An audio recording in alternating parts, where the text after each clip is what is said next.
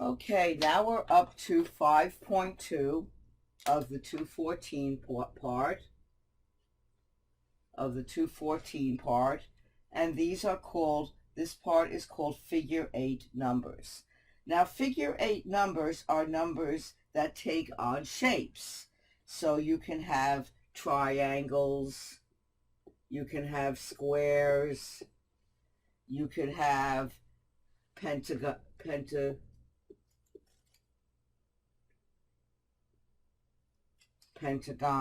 etc. Okay, so they're numbers that take on certain shapes.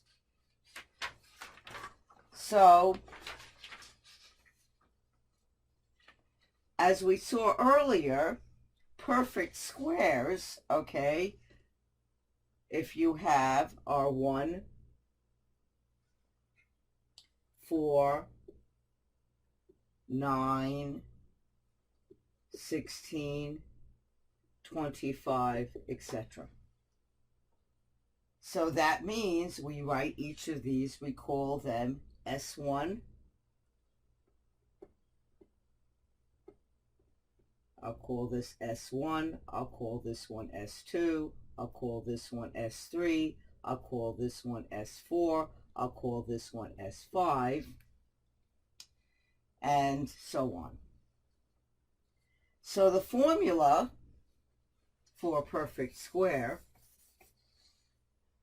would be Sn is equal to n squared, where n, okay, is Sn, so n would be 0, 1, 2, 3, 4, 5, etc., and then you square that. So for example, if you have n is equal to 3, then S3 is equal to 3 squared, which would give us 9. And so, but as pictures, we can represent this sequence in pictures. So for example, if we were to represent this as a picture, or in pictorial form, we can put a little unit square to be S1 is equal to 1, and then we can break it up into 4. A bigger square, meaning add to that, S2 is equal to 4, S3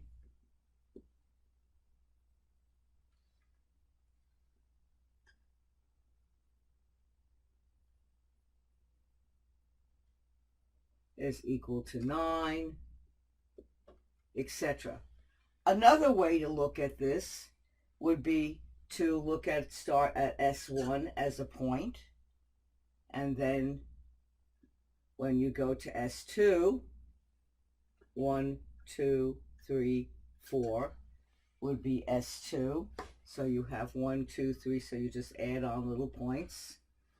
S9, well, we start out with our 1, 2, 3, 4, and then what we can do is we can go 1, 2, 3, 4, 5, and if we count that, we can go on, we can see that this is S9, I mean S3. So this is S1 is equal to 1, S2 is equal to 4, S3 is equal to 9, and then we can do S4, and I'll draw it here as it is in your workbook or PowerPoint. So you have 4 up here, 1, 2, 3, 4, 1, 2, 3, 4, and this would be S4 is equal to 16, and then I'm going to just take this and continue it on. So I start out with our 9 points, S4, will be equal to, so we have 1, 1, 2, 3, 1, 2, 3, 4. You had that for S9, and now in order to get the next one, what I'm going to do is put points and have 1, 2, 3, 4, 1, 2. And we see now, if we count all these dots, we end up having S4. And that would be indeed 16. So one of the things we could do to see the shapes more clearly and see that indeed it looks a lot like what we have above. So we start out there, and now we have the box, okay, with the 4 points. And here we have our 9 points. So this is our 9 points. It looks a little bit different, okay? But really here we're focusing on the points, where in this version we're focusing on the boxes. So whatever you like, so long as you're very careful that you're just counting points rather than boxes if you're doing it this way. If you're doing it this way, you count boxes, meaning you're using a piece of graph paper and you're actually using the boxes. In this case, you're actually counting the points on the shapes, so that will be a little bit different. So let me draw this back again to what it was, so it's clear. Here you're counting the points, and here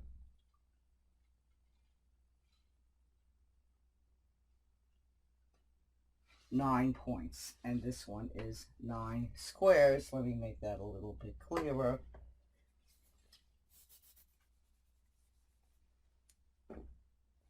So if you prefer to use graph paper, this would be S3, which would give us also 9. And this is 9 boxes. So those are called the square numbers. Now, of course, you can do this for many other shapes, and we'll get into that in the next examples. So this one didn't come out. Let me see, this is, yeah, that's all right. Okay, so now let's look at the problem, example number 1. And example number 1 asks us to find the 6th square number, and they want us to draw, they want us to use the formula and draw the picture. Okay, so the formula was Sn is equal to n squared. Now we have n, they tell us, is 6, because they're asking us for the 6th square number. That means n would be 6. So now we put S6 is equal to 6 squared, and we get 36. They also ask us to do the picture. So I will do it using the dot method. So I'm going to start off with S1 as 1 dot. Stopping. S1 as 1 dot. S2. There's S2. Then I go on to S3.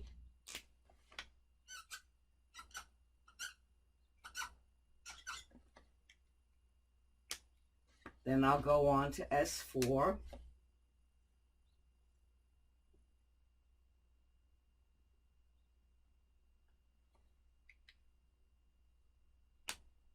Then I'll go on to S5.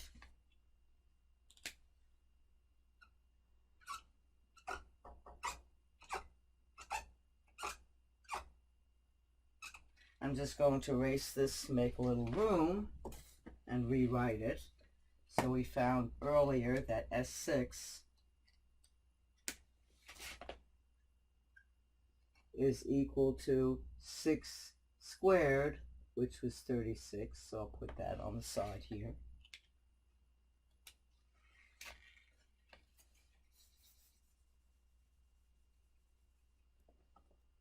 And then we have, so we did up to S5, 1, 2, 3, 4, 5. Now I'll do S6.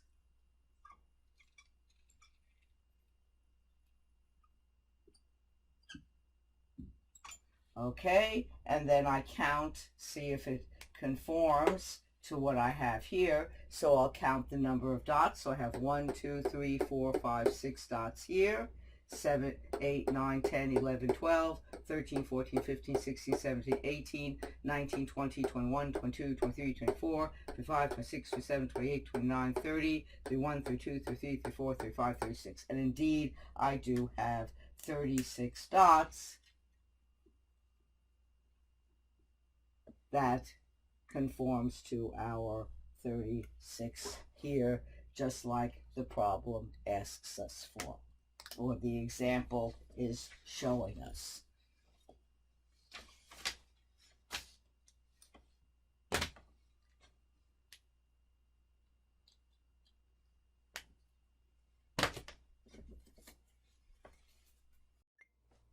Okay, now let's look at example number 2. And example number 2 asks us to find the successive differences for the for the square numbers. So we're going to say n is equal to 1, 2, 3, 4, 5, 6, 7. And then we know the square numbers. Well, for n is equal to 1 is 1, 4, for n is equal to 2 is 4, for n is equal to 3 is 9, for n is equal to 4 is 16, for n is equal to 25 is equal to 25, 36, and 49. Now we're going to take the successive differences between these two. So, well, we're going to see that we have to add on 3 here. We have to add on, in order to get 9, 4 plus 5 is equal to 9.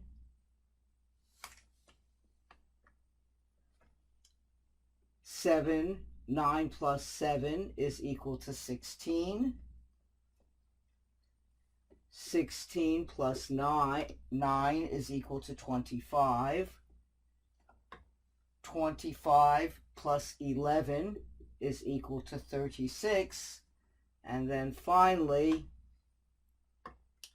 36 plus 13 is equal to 49. Now, we see we don't have it all constant here. They're still all different. So we want to make sure we get a constant number. So now we have to do another row. So let's see what happens when we do the series in the next row. Well, we go from 3 to 5. So in order to get, what do we have to add to 3 to get 5? We add 2. Then, what do we have to add to get from 5 to 7? We get 2. What do we have to add to go from 7 to 9? Plus 2, and so on.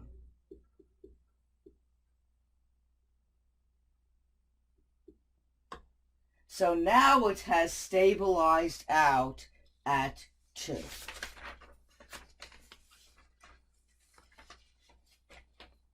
And what this tells us, because if it stabilizes out at this level, it is linear,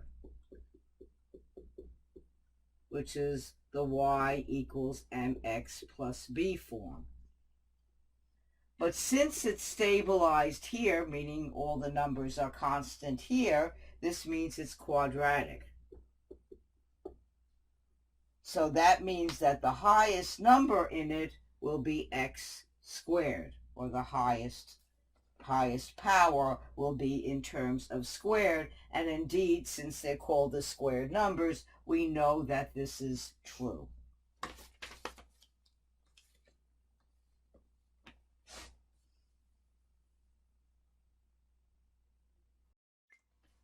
The next type of figure eight numbers we're going to deal with is triangular numbers. And of course, triangular numbers by its name make triangles. So we can use the boxes as if we were the boxes. So we can draw T1, T2,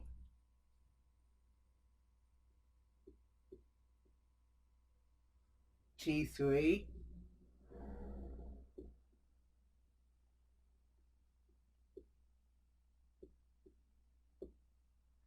T4,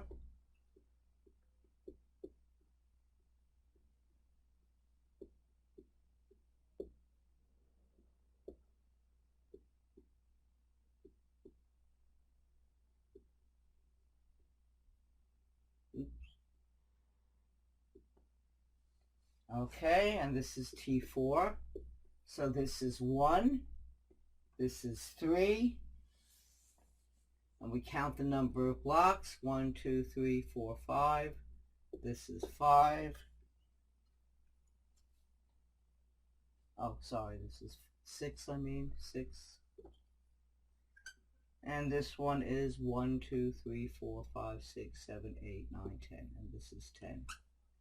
So here we have 6, 1, 2, 3, 4, 5, 6, 10, and 3.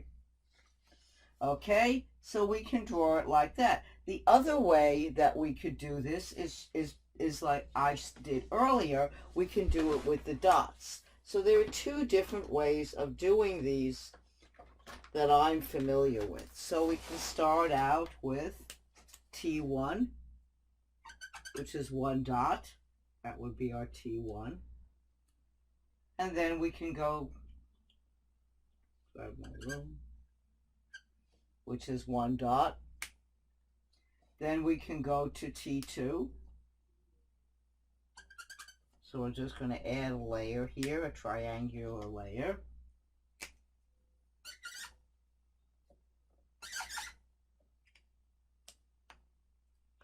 So that will give us T2. As you see, it also is 3.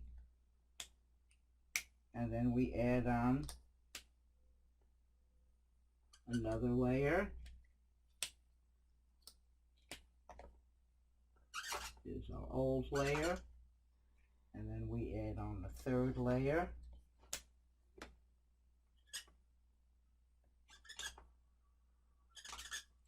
And that gives us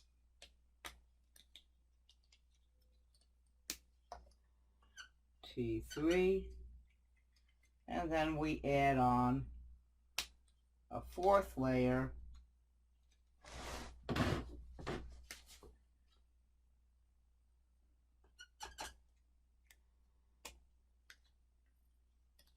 Just drawing in the other layers.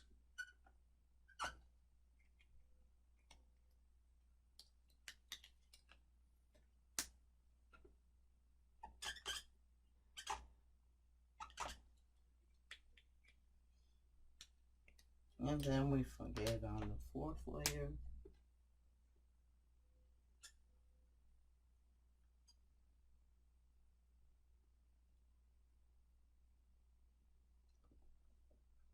So there we have the fourth layer, and as you see, indeed this is 1 dot.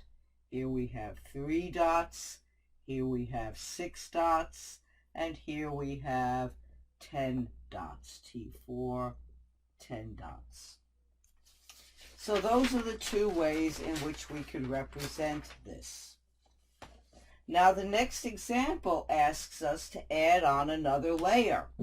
So we want to see if we can draw T5.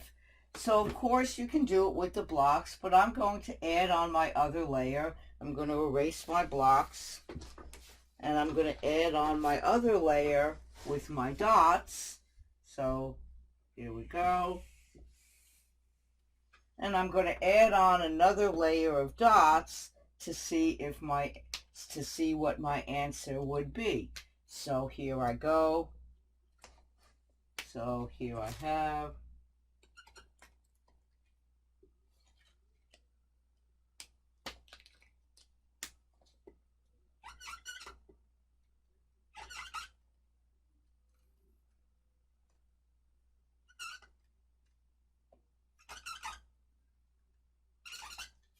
So I added on 1, 2, 3, 4, 5 more dots. So my T5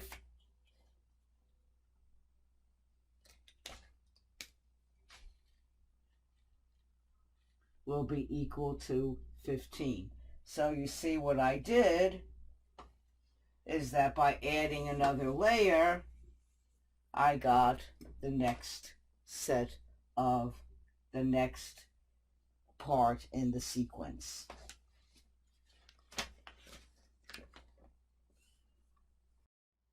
Now we're going to look at the next problems. So what we're going to do is we're going to find the successive differences for the triangular numbers and use them to find the 5th, 6th, and 7th triangular numbers. So let's put n is equal to 1, 2, 3, 4, 5, 6, 7, and we'll end at 7 since that's as far as we're asked for, because we want to find the 7th triangular number. Well, we found that the first triangular number is 1, then we had 3, then we had 6, and then we had 10. And now we find we're going to do, how much do we have to add? Go from 1 to 3, we have to add 2. How much do we have to go from 3 to 6? We add 3. How much do we have to go from 6 to 10? 4. So we start seeing a pattern emerging.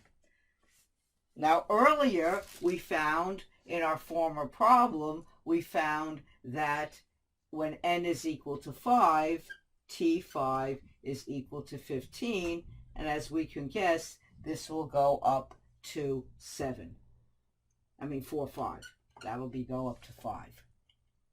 But we want to go up to 7. So we're going to see what we could figure out. Well, 1, 3, so we're going to see what this one is. So we see this is 1, 1, 1 are the success. So it stabilizes here. And now we want to go up. So since this is going 2, 3, 4, 5, we're going to guess the pattern of the next one is going to be 6. So 15 plus 6, this will be 21. And again, we're going to guess based on the pattern so far, we'll guess that we'll have to go up 7 to get the next number, which is 28. So let's see if it maintains and becomes consistent. Well, here we go, the difference between, so 5 we have to go up, 5 we have to go up, and we see it stabilizes on the second line there. So one can ask, well, what does that mean? Well, again, as mentioned earlier, that means that somewhere along the line there is a quadratic, there is something of the form n squared somewhere in the formula. So that's what we're going to look at in the next problem, or the next thing we're going to discuss is we're going to discuss what the formula is. And it turns out, I'm going to erase this, and it turns out the formula in general for triangular numbers is n plus 1 over 2. Now, of course, if we do our distributive property, we'll get n squared plus n over 2, and there indeed we have our highest power is indeed a square, as we would have predicted by doing our sequence.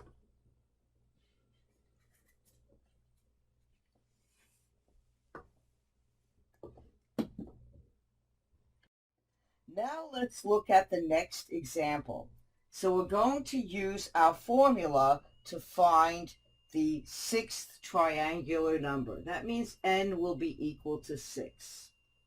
So we have our formula, Tn is equal to n plus 1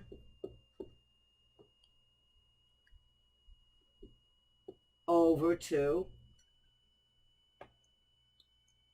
So what we want to do is wherever we see n, we're going to put 6. So we have t to the 6 is equal to 6 plus 1 over 2. And remember, we have to make sure we use our order of operation, or we can just multiply it in, but it's much easier if you use your order of operation and do what's inside the bracket first. So you have 6 over 7 divided by 2, and then we see 2 goes into 6, and that's 3, and then we get 3 times 7, and it turns out indeed 3 times 7 is 21, as we saw in the early, when we did the exact sequence.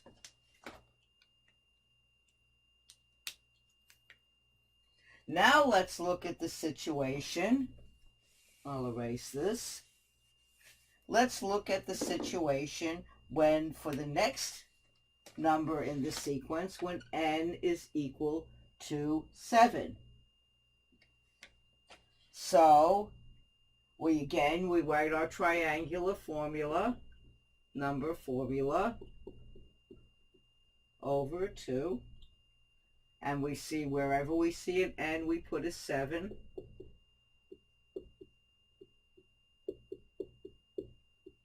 Divided by 2. And I'm just going to add the ones inside the bracket first. You can do all that, but this is easier. And I see 2 goes into 8. And then I end up with 7 times 4, and that gives me 28, just like I found earlier when I did the sequence, or using the sequence.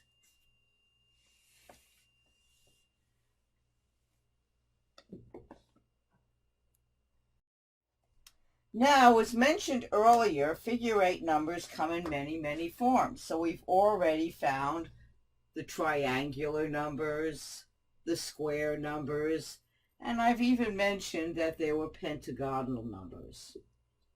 So meaning that when you connect dots, etc., they will form triangles, squares, pentagons, etc. And you can see that drawn well on your PowerPoint or your workbook. And associated with each of these numbers is a formula. So for the triangular numbers, we have t sub n is equal to n plus 1 over 2. And for our square numbers, as we found earlier, Sn is equal to n squared. And then for the pentagonal numbers, Pn, we have n 3n minus 1 all over 2.